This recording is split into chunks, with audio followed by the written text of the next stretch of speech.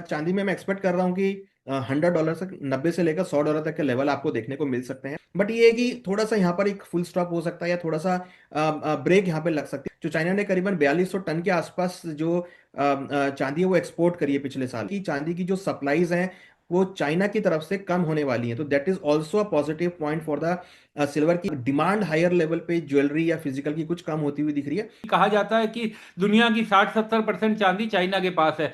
अब अगर एक्सपोर्ट्स पर, क्योंकि उसने 1 तारीख से नए नियम लगा दिए हैं, जो छोटे एक्सपोर्टर्स हैं वो तो अब बिल्कुल वहां पर काम कर ही नहीं पाएंगे। जब चाइना ने अनाउंस किया तो तुरंत जो सिल्वर थी वो करीबन $83 भाग गई थी। चाइना उसको ऐड कर रहा है, होल्ड कर रहा है, तो इसका मतलब कहीं ना कहीं उसका जो फ्यूचर है वो आगे ब्राइट है। कई बार चाइना ने बहुत सारी ऐसी कमोडिटीज होल्ड करी हैं जिसमें अच्छे स्पर्ट देखने को मिले। कुछ साल पहले उसने सोयाबीन होल्ड किया था। कहीं ना कहीं चाइना जो है यहाँ पे बहुत बड़ा कंज्यूमर बनता हुआ नजर आ रहा है। सिल्वर ईटीएफ में हम देख रहे हैं जो पेपर ट्रेडिंग या डिजिटल ट्रेडिंग हम बोल रहे हैं उसको, आप उसको डीमैट में होल्ड कर सकते हैं। उसमें आप बिलो 100 में आप यूनिट ऐड कर सकते हैं। जो लोग स्टॉक मार्केट में ट्रेडिंग करते हैं तो वो सिल्वर ईटीएफ को लेकर उसको प्लेज करके भी ट्रेडिंग कर लेते हैं, that is also a benefit. जो इन्वेस्टर पहले फिजिकल फॉर्म में जा रहे थे वो धीरे धीरे अब ईटीएफ के फॉर्म में आते हुए दिख रहे हैं। कुछ लोग ये भी चिंता जताते हैं कि जिस तरीके से पेपर ट्रेड बढ़ता जा रहा है चांदी में, इसका असर कहीं ना कहीं चांदी के रेट पर भी पड़ता है। हालांकि सिल्वर ईटीएफ में डिलीवरी मैकेनिज्म नहीं है, आपको पोजीशन कट ही करना पड़ेगा।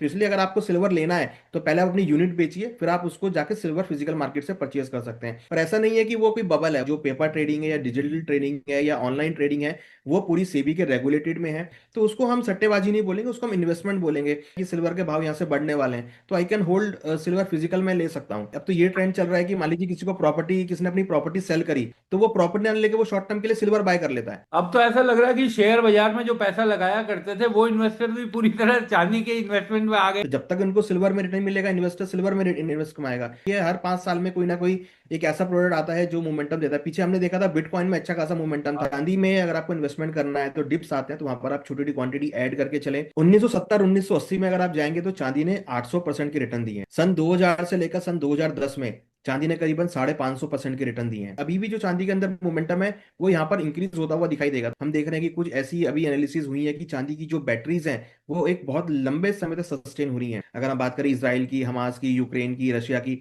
बहुत सारे ऐसे लोग हैं जो अपनी प्रॉपर्टी बेच के जा रहे हैं। तो उनको लगता है कि प्रॉपर्टी बेचकर अगर आपको लेना है तो आप गोल्ड सिल्वर बाय कर लो। ईटीएफ को जरूर आप एक लॉन्ग टर्म के लिए रखें। ईटीएफ में आप ट्रेडिंग नहीं कर पाएंगे। तो शॉर्ट टर्म ट्रेडिंग करनी है तो आप ट्रेडिंग वाले को यूज कर लीजिए। आपको अगर लॉन्ग टर्म के लिए ऐड करना है, आपको एसआईपी के थ्रू जाना है, तो आप सिल्वर ईटीएफ को बाय कर लीजिए। तो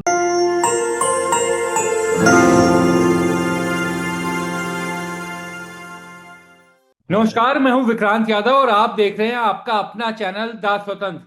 चांदी को लेकर इन दिनों पूरी दुनिया में बड़ी बहस चल रही है।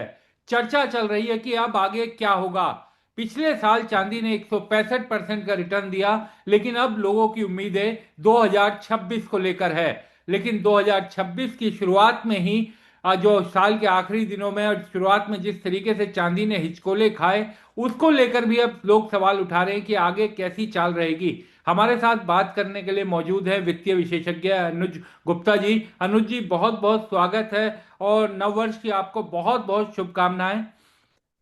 सब विक्रांत जी सबसे गुड मॉर्निंग। नंबर की हार्दिक शुभकामनाएं आपको और आपके सभी व्यूअर्स को।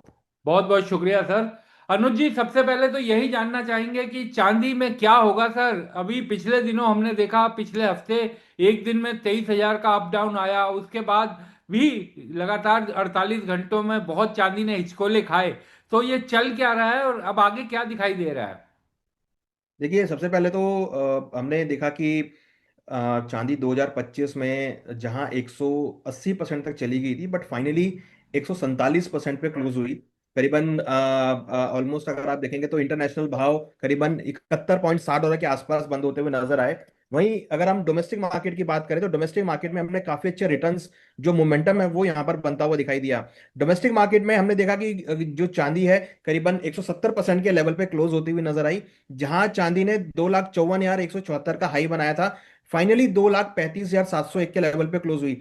पिछला हफ्ता काफी वॉलेटाइल रहा। हमने देखा पिछले हफ्ते में काफी उठापटक आपको मार्केट में देखने को मिली। पिछले हफ्ते चांदी ने 2,54,174 का हाई भी बनाया, प्लस 2,22,000 का लो भी बनाया। तो काफी वॉलेटिलिटी हमने ऑलमोस्ट, अगर आप देखेंगे तो 30,000 पॉइंट की वॉलेटिलिटी सिल्वर के भावों में आती हुई दिखाई दी।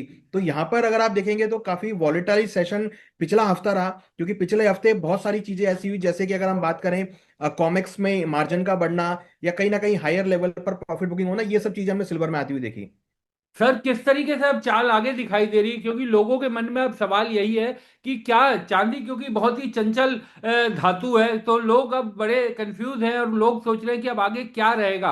पिछले साल ने बहुत बड़े सपने लोगों को दिखा दिए, जिनकी ट्रेन छूट गई, जो यानी चांदी में निवेश नहीं कर सके, वो अब डोलड्रम में है कि हम क्या करें। और जिस तरीके का पिछला हफ्ता रहा वोलेटाइल, उसने लोगों की धड़कनें और तेज कर दी है। तो क्या दिखाई देता है चांदी को लेकर एज ए होल?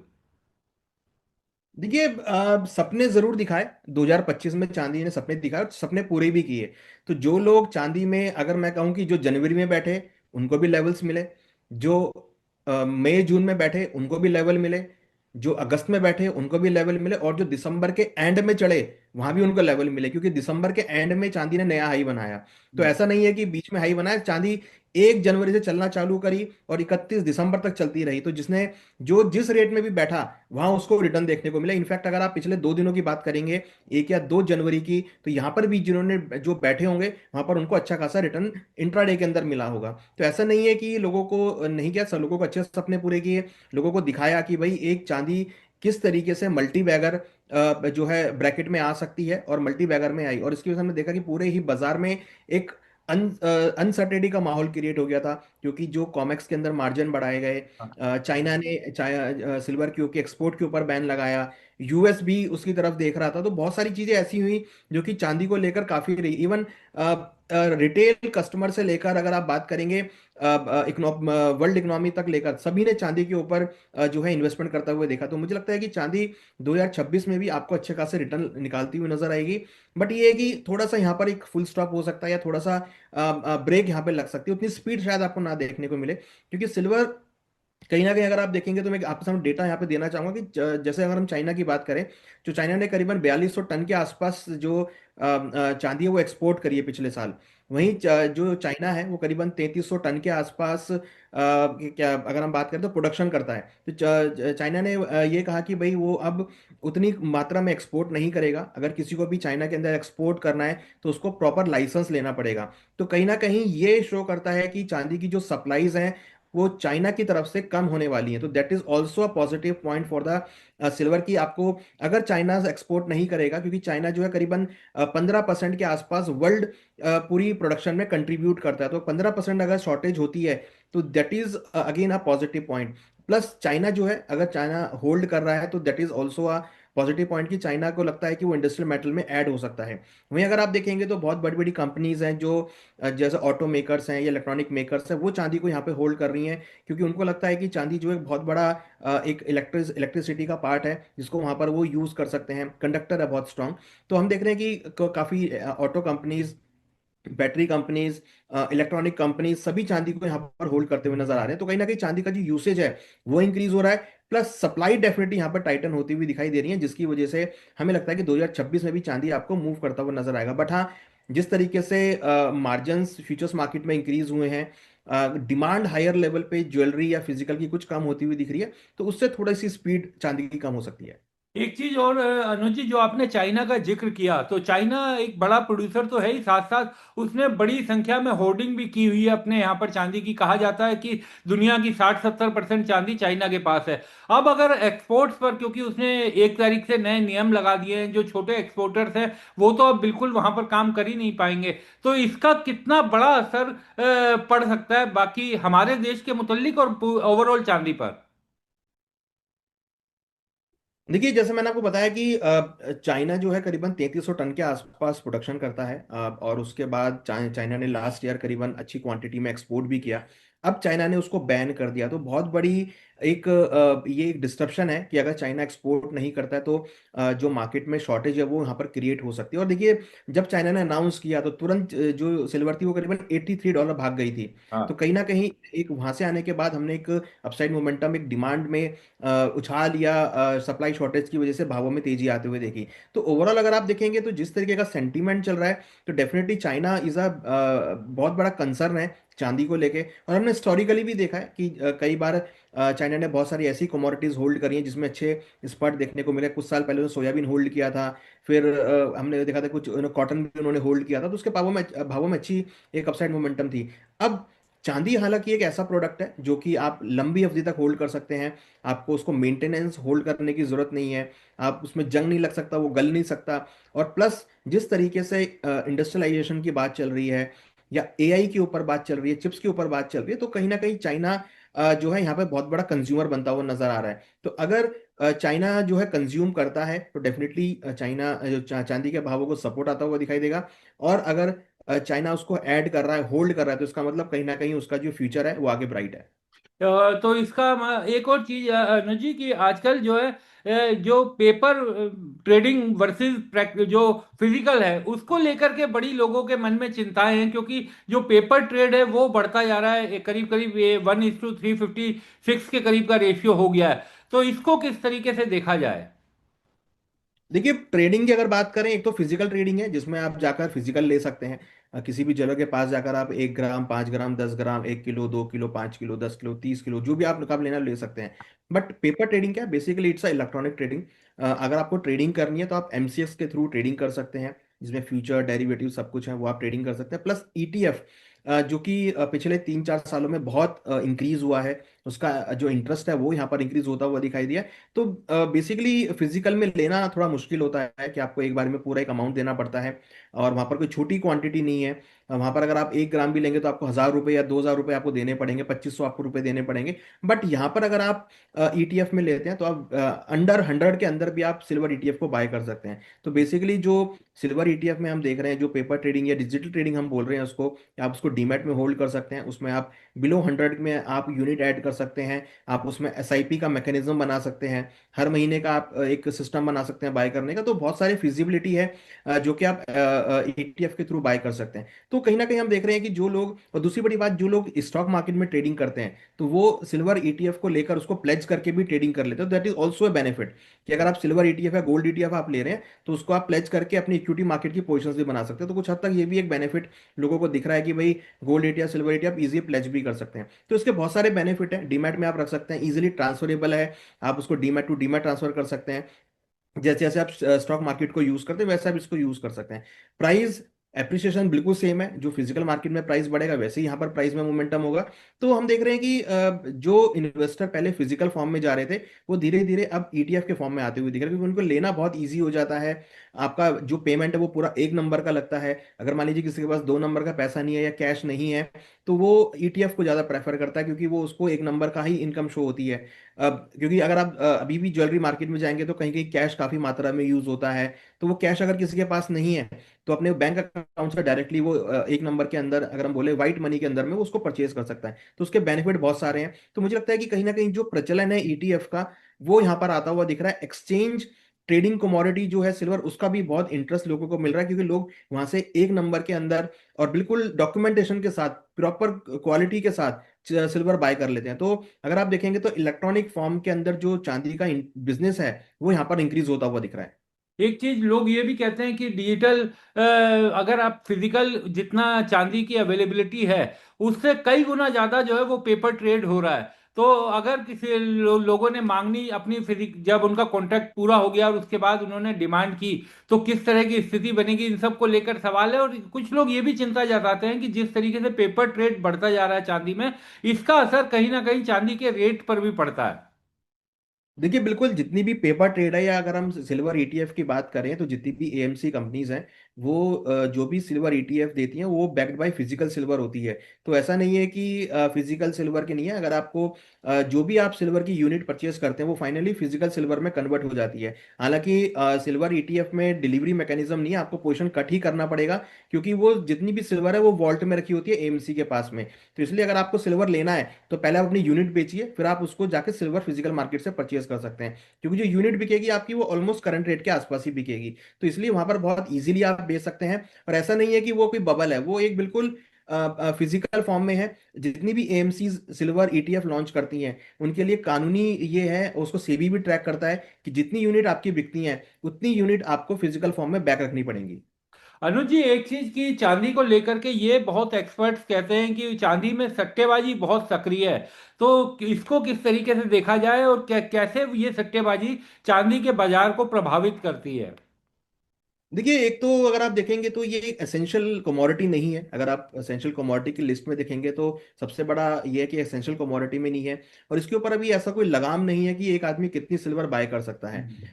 हालांकि अगर आप देखेंगे जो पेपर ट्रेडिंग है या डिजिटल ट्रेडिंग है या ऑनलाइन ट्रेडिंग है, वो पूरी सेबी के रेगुलेटेड में है। उसमें कोई सट्टेबाजी नहीं है। बट अगर हम फिजिकल मार्केट की बात करें तो जनरली ज्वेलर्स अपनी डिमांड के अकॉर्डिंग या इंडिविजुअल अपनी डिमांड के अकॉर्डिंग बाय कर लेते हैं, होल्ड कर लेते हैं। तो उसको हम सट्टेबाजी नहीं बोलेंगे, उसको हम इन्वेस्टमेंट बोलेंगे।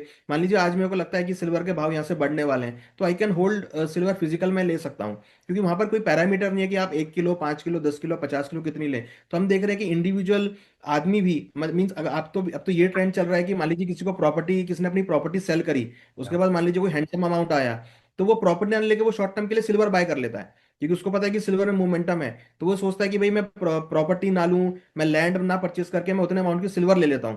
क्योंकि सिल्वर में जिस तरीके के रिटर्न देखने को मिल रहे हैं, तो वो उतना रिटर्न अगर उसको लगता है कि भाई प्रॉपर्टी में तो नहीं मिलेगा, उतना आप ले लेते हो। अगर आप देखेंगे, मान लीजिए अगर किसी ने 1 करोड़ की प्रॉपर्टी बेची, तो he can buy lots of silver in this 1 crore.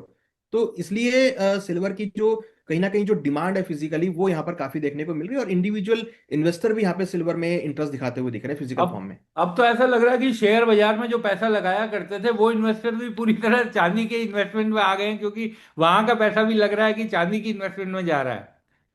देखिए, निफ्टी ने करीबन 10% के रिटर्न दिए हैं पिछले साल। तो कहीं ना कहीं लोग कंपैरिजन तो करते ही हैं, भाई कौन सी एसेट क्लास चल रही है, कौन सी एसेट क्लास में मोमेंटम है। तो वो देखिए, वो कंपैरिजन होता रहता है और ये साइक्लिकली शिफ्ट होता है। पीछे हमने देखा था कि लोग प्रॉपर्टी में शिफ्ट हो गए थे जब प्रॉपर्टी में रिटर्न्स मिले थे। अब प्रॉपर्टी में रिटर्न नहीं मिल रहे हैं, तो वो इक्विटी मार्केट में है। इक्विटी मार्केट में पिछले 2 सालों से रिटर्न नहीं दिख रहे हैं लोगों को, मतलब उतने हैंडसम नहीं दिख रहे हैं रिटर्न। तो अब वो धीरे धीरे कमोडिटी की तरफ आ गए, गोल्ड सिल्वर की तरफ में। तो जब तक उनको सिल्वर में रिटर्न मिलेगा, इन्वेस्टर सिल्वर में इन्वेस्ट कमाएगा। जब सिल्वर में रिटर्न नहीं मिलेगा तो वो अगेन कोई और एवेन्यू चुन लेगा। तो ये तो साइकिलिंग शिफ्ट होता है। ये तो साइकिल के लिए, और ये होता है हर 5 साल में कोई ना कोई एक ऐसा प्रोडक्ट आता है जो मोमेंटम देता है। पीछे हमने देखा था बिटकॉइन में अच्छा खासा मोमेंटम था। हाँ। क्रिप्टो करेंसी में लोगों ने क्रिप्टो में पैसा डालना चालू किया था। अब क्रिप्टो करेंसी नेगेटिव हो गई है, तो लोग देख रहे हैं कि सिल्वर में मोमेंटम है, गोल्ड में मोमेंटम है, तो वो उस तरफ जाते हुए दिखाई दे रहे हैं। ये तो साइक्लिकल ट्रांसफर है, साइक्लिकल शिफ्टिंग है जो होती रहती है। सिल्वर का इस साल का मोमेंटम किस तरीके का देख रहे हैं अनुज जी, अगर आपसे पूछें, क्योंकि जो वैश्विक कंडीशंस हैं वो तो अभी बनी हुई हैं, बाकी किस तरीके का मोमेंटम इस बार दिखाई दे रहा है इस साल के में आपको? देखिए, इस साल भी हमें लगता है कि सिल्वर का मोमेंटम पॉजिटिव रहेगा। क्योंकि देखिए, यहाँ पे चाइना ने जो बैन किया है उससे काफी हद तक सिल्वर की सप्लाई डिस्टर्ब होंगी। रशिया यूक्रेन वॉर अभी भी चल रहा है, कोई सॉल्यूशन नहीं आ रहा है उसके ऊपर। बीच में सीज फायर भी हुआ, तब भी कुछ नहीं आया। तो उसमें सेफ हेवन डिमांड यहाँ पर आती हुई दिख रही है। प्लस इंडस्ट्रियल मेटल की डिमांड बहुत देखने को मिल रही है। हमें ध्यान है, जब हमने लास्ट टाइम एक शो किया था, हमने कहा था कि 20-30% गिरे तो बाय करना। तो देखिए, 2,22,000 जैसे ही आया, वहां से तुरंत एकदम बाइंग एक्टिविटी देखने को मिली और वहां से वापस चांदी 2,50,000 आ गई थी। तो महज 2 दिनों के अंदर चांदी ने 50,000 रुपए का मोमेंटम दिया। तो ये शो करता है कि चांदी के अंदर जो भी डिप मिलते हैं, वहां पर आपको खरीदारी देखने को मिलती है। तो मैं तो अभी भी ये कहूंगा कि अगर चांदी में अगर आपको इन्वेस्टमेंट करना है, तो डिप्स आते हैं तो वहां पर आप छोटी छोटी क्वांटिटी ऐड करके चलें, जिससे कि आपकी एवरेजिंग हो जाए और फिर एक लॉन्ग टर्म में आपको अच्छे रिटर्न देखने को मिले। अनुज जी, चांदी में जो ये डिप की आप बात कर रहे हैं, क्योंकि अब लोग ये बार बार कयास लगा रहे थे, पिछले पूरे साल हमने देखा सोशल मीडिया पर कयास लगते रहे कि चांदी में अब आएगा धड़ाम, अब आएगा क्रैश। पुराने जो चांदी के रहे हैं उनको लेकर के जो एक्सपीरियंस रहे हैं उनको लेकर लोग कयास लगाते रहे, लेकिन हमने देखा कि अभी तक वैसा कुछ नहीं आया। अब चांदी में ये जो करेक्शंस आ रही हैं, इनको भी कुछ लोग डिप कह करके कहते हैं कि एकदम से क्रैश हो गया है। तो किस तरीके से ये चांदी का क्रैश नहीं बल्कि केवल एक करेक्शन है, क्या लोग किस तरीके से इसे समझे? देखिए, समझने का सबसे अच्छा तरीका है कि आप पहले हिस्ट्री में जाइए। 1970 1980 में अगर आप जाएंगे तो चांदी ने 800% के रिटर्न दिए हैं। तो अगर आप 1970 से 1980 में जाएंगे तो $1.5 से चांदी करीबन $30 आई थी। तो वहां पर करीबन 800% के आसपास के रिटर्न थे। सन 2000 से लेकर सन 2010 में चांदी ने करीबन 550% के रिटर्न दिए हैं। वहीं अगर हम अब बात करें 2020 से लेकर 2030 की अगर बात करें, तो चांदी केवल अभी 170% के आसपास इंक्रीज हुई है, 180% के आसपास, 200% के आसपास इंक्रीज हुई है। तो ऐसा नहीं है कि चांदी में जो मोमेंटम है वो मतलब ज्यादा बढ़ गया है। चांदी में मोमेंटम आया है, वो धीरे धीरे करके आ रहा है, और मुझे लगता है कि अभी भी जो चांदी के अंदर मोमेंटम है वो यहाँ पर इंक्रीज होता हुआ दिखाई देगा। तो अगर आप देखेंगे तो करीबन पिछले 5 सालों में चांदी करीबन 200% के आसपास इंक्रीज हुई है। तो अभी तो यहाँ पे रूम बचा हुआ है, अगर आप हिस्टोरिकली जाएंगे। तो मुझे लगता है कि चांदी में अगर आप एक लॉन्ग टर्म व्यू बना के चलते हैं, लेट से अगर आप 10 साल का भी व्यू लेके चलते हैं, तो 10 साल में भी आपको अच्छे खासे रिटर्न चांदी में देखने को मिल सकते हैं। क्योंकि चांदी एक ऐसा प्रोडक्ट है जो कि अब मतलब आप यू कैन से कि आप उसको कहीं भी रख सकते हैं, वो गलता नहीं है। हाँ और उसको अगर आपको सपोज का प्राइस नहीं मिल रहा है आपको, तो आप उसको हाँ अपने पर्सनल यूज में भी यूज कर सकते हैं। हाँ देखिए सिंपल सी बात है, अगर हम इंडियन मेंटेलिटी की बात करें तो चांदी आपके हर तीज त्योहार आपके जितने भी शादी विवाह सब में यूज होती है ज्वेलरी। तो आप उसको वहां पर यूज कर सकते हैं। वहीं अगर आप देखेंगे तो इंडस्ट्रियल यूज जो इंक्रीज हो रहा है इसका, क्योंकि अगर आप देखिए एआई चिप्स बन रही हैं, और एआई तो अभी स्टार्ट हुआ है, एआई को तो अभी आने वाले 10 साल बहुत लगेंगे, 10 साल में बहुत डिमांड बढ़नी है। प्लस जिस तरीके से अब पॉल्यूशन की समस्या पूरे विश्व में बन रही है, सभी इकोनॉमीज जो है अपनी अपनी इंडस्ट्री को इलेक्ट्रिसिटी के ऊपर शिफ्ट कर रही हैं, ईवीज के ऊपर शिफ्ट कर रही हैं। तो उसमें चांदी सबसे बड़ा रोल प्ले करेगी। चांदी की जो हम देख रहे हैं कि कुछ ऐसी अभी एनालिसिस हुई है कि चांदी की जो बैटरीज हैं वो एक बहुत लंबे समय तक सस्टेन हो रही हैं। तो वो भी एक यहाँ पर नया एक जो है इन्वेंशन होता हुआ दिख रहा है कि चांदी का यूज अब बैटरीज में बड़ी क्वांटिटी में होगा। प्लस सोलर पैनल, नॉन जो रिन्यूएबल एनर्जी है उसकी तरफ सरकार कदम उठा रही है। इवन इंडिया ही नहीं, पूरे विश्व में ही अगर आप देखेंगे तो सोलर पैनल का यूज होता हुआ दिख रहा है। तो सोलर पैनल के अंदर चांदी का यूज किया जाता है। तो अगर आप देखेंगे तो ये सबसे ज्यादा इंपॉर्टेंट कुछ पहलू हैं जो चांदी को यहाँ पे सबसे ज्यादा सपोर्ट कर रहे हैं। उसके साथ साथ अगर आप देखेंगे तो कहीं कहीं जिस तरीके से अगर आप देखेंगे तो जो जियो पॉलिटिकल कंसर्न्स हो रहे हैं, कई कई इकोनॉमीज हमने देखा है कि लोग अब अपना घर छोड़ के जा रहे हैं। अगर हम बात करें इसराइल की, हमास की, यूक्रेन की, रशिया की, बहुत सारे ऐसे लोग हैं जो अपनी प्रॉपर्टी बेच के जा रहे हैं। तो उनको लगता है कि प्रॉपर्टी बेचकर अगर आपको लेना तो आप गोल्ड सिल्वर बाय कर लो, जिसको आप इजीली किसी भी इकोनॉमी में जाकर आप बेच सकते हो। हालांकि डॉलर भी लोग लेके चलते हैं, मगर जिस तरह डी डॉलरेशन हो रहा है, डॉलर में गिरावट आ रही है, वैसे ही लोग धीरे धीरे गोल्ड सिल्वर की तरफ शिफ्ट हो रहे हैं। क्योंकि उनको लगता है कि गोल्ड सिल्वर एक ऐसा प्रोडक्ट है जिसको आप इजीली किसी भी इकोनॉमी में जाकर इजीली करंट रेट पर आप बेच सकते हैं। तो ये भी एक नजरिया है लोगों का देखने का कि भाई जो जियो पॉलिटिकल कंसर्न्स आ रहे हैं उसकी वजह से उसकी डिमांड बढ़ रही है। एक अंतिम सवाल अनुज जी आपसे कि जो हमारे व्यूअर्स हैं वो भी अक्सर ये सवाल पूछते हैं कमेंट में कि अगर कोई लॉन्ग टर्म निवेश निवेश करना चाहता है तो उसके लिए फिजिकल चांदी ज़्यादा बेहतर है या फिर पेपर सिल्वर की तरफ भी वो जा सकता है। देखिए मुझे लगता है कि उनको अपना 50-50 करना चाहिए। उनको कुछ अमाउंट फिजिकल में रखना चाहिए जो कि इन्वेस्टमेंट के लिए, जिसको आप डेली या शॉर्ट टर्म में लिया बेच कर सकते हैं। क्योंकि फिजिकल के अंदर भी आप ट्रेडिंग कर सकते हैं। अगर आपको ट्रेडिंग करने का आपको अगर लगता है कि आप इजीली आप ट्रेडिंग कर सकते हैं, नहीं तो आप एक्सचेंज के थ्रू भी जाकर ट्रेडिंग कर सकते हैं। एमसीएक्स के थ्रू भी जाकर आप बाय सेल कर सकते हैं। आप ईटीएफ को जरूर आप एक लॉन्ग टर्म के लिए रखें। ईटीएफ में आप ट्रेडिंग नहीं कर पाएंगे। आप ईटीएफ में अगर आपको मीन्स कहने का मतलब है कि आप कुछ अमाउंट ट्रेडिंग के लिए रखिए, कुछ आप इन्वेस्टमेंट के लिए रखिए। इन्वेस्टमेंट करना है तो आप ईटीएफ की तरफ जाइए, जिसमें आप एक लंबी अवधि तक डीमैट अकाउंट में होल्ड कर सकते हैं। आपको अगर ट्रेडिंग करना है तो ट्रेडिंग में भी आप एमसीएक्स के प्लेटफॉर्म का यूज कर सकते हैं, जिसमें आप सिल्वर 1 किलो का, 5 किलो का, 10 किलो का, 30 किलो का सिल्वर आप यूज कर सकते हैं। प्लस आपको लगता है कि नहीं आपको फिजिकल में करना है तो आप फिजिकल में सिल्वर में ट्रेडिंग कर सकते हैं। तो ये दोनों एक्सपेक्ट्स हैं। आप ट्रेडिंग भी, आपको शॉर्ट टर्म ट्रेडिंग करनी है तो आप ट्रेडिंग वाले को यूज कर लीजिए। आपको अगर लॉन्ग टर्म के लिए ऐड करना है, आपको एसआईपी के थ्रू जाना है, तो आप सिल्वर ईटीएफ को बाय कर लीजिए। तो दोनों ही प्रोस्पेक्टिव आप लेके चल सकते हैं। क्योंकि सिल्वर के अंदर शॉर्ट टर्म भी ट्रेडिंग में अच्छे खासे बेनिफिट मिलते हैं। अगर आप ट्रेडिंग आपको अच्छी करनी आती है, अगर आप इक्विटी मार्केट में ट्रेडिंग कर चुके हैं, आपको लगता है कि आप ट्रेडिंग कर सकते हैं, तो आप फिजिकल में ट्रेडिंग कर सकते हैं या एमसीएक्स में ट्रेडिंग कर सकते हैं। आपको लगता है कि नहीं आपको लॉन्ग टर्म ट्रेडिंग करनी है, तो आप ईटीएफ बाय कर सकते हो। तो दोनों ऑप्शन अवेलेबल हैं। और मेरे हिसाब से अगर आप मतलब चांदी को अच्छी तरह जान रहे हैं तो मुझे लगता है कि इन्वेस्टमेंट और ट्रेडिंग दोनों करना चाहिए। और 2026 में अनुज जी, वैसे हालांकि आप तो जोशी नहीं है, एक्सपर्ट हैं, लेकिन 26 में चांदी का क्या हाई बनते हुए दिखाई दे रहा है, कोई ऐसा अनुमान भी आप दर्शकों को बताना चाहेंगे? देखिए मुझे लगता है कि चांदी में मैं एक्सपेक्ट कर रहा हूँ कि $100 तक, 90 से लेकर $100 तक के लेवल आपको देखने को मिल सकते हैं। हम्म। तो ये हमें लगता है कि इस साल अच्छा मोमेंटम होगा। $100 ब्रेक करेगा then will our revise our target कि नेक्स्ट टारगेट क्या होगा। फिलहाल तो हम अभी 90 से लेकर $100 को टारगेट कर रहे हैं। और कहीं ना कहीं जो मोमेंटम है सिल्वर के अंदर वो यहाँ पर पॉजिटिव होता हुआ दिख रहा है। तो मुझे लगता है कि सिल्वर में जो ट्रेंड बना है वो इस साल भी कंटिन्यू रहेगा। थोड़ा सा स्पीड कम होगा, बस रिटर्न जरूर चांदी देगी यहाँ पे। बहुत बहुत शुक्रिया अनुज जी, आप हमारे साथ जुड़े, समय निकाला, बहुत बहुत शुक्रिया। Thank you.